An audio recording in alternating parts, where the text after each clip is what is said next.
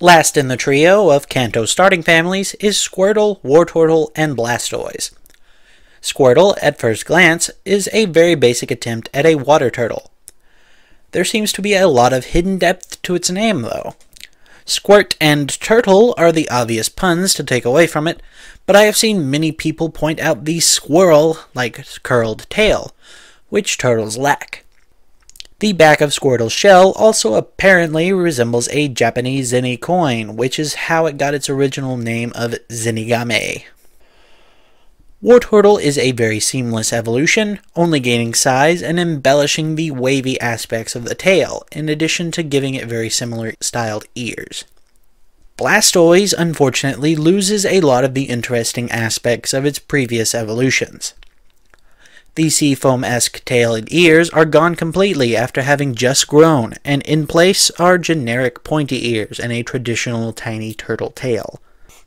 Other than being much larger than the previous evolutions, the only notable design trait is the water cannons on its back.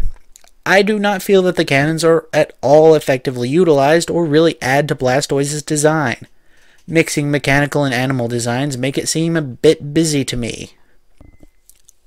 Worst of all is the fact that Blastoise would be incapable of actually using the water cannons well, since they're attached to the back in such a way that it would be nearly impossible to aim. Charizard's too close! Blastoise can't aim with its hydro cannons! And even in-game water attacks are generally just shot out of its mouth. Mega Blastoise fixes the aiming problem by moving the cannons to the sides of its arms and adding small shell guards. But then it goes way overboard with a ludicrously overdone giant cannon in the middle of its back, which makes Blastoise look as if it could fall over at any time. Had Blastoise kept the wavy tail and ears from Wartortle and had the water cannons on the arms at default, it could have been a much more effective design. As it stands, I feel that Mega Blastoise just doesn't work at all from a design perspective. The Squirtle family also lacks a coherent theme, unlike the other Kanto starters.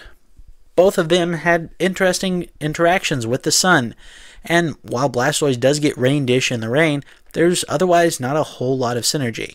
Mega Launcher is a decent ability, but it didn't do enough to keep Mega Blastoise relevant, and the Pokemon is by far the least utilized in the original starters since their X and Y upgrades.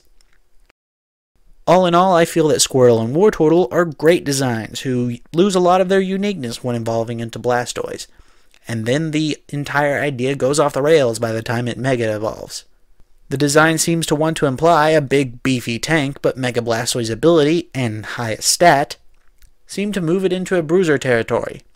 With a little bit of tweaking in its stats and a new ability, it could have been great, but it's just not enough to keep up with the red and green version mascots.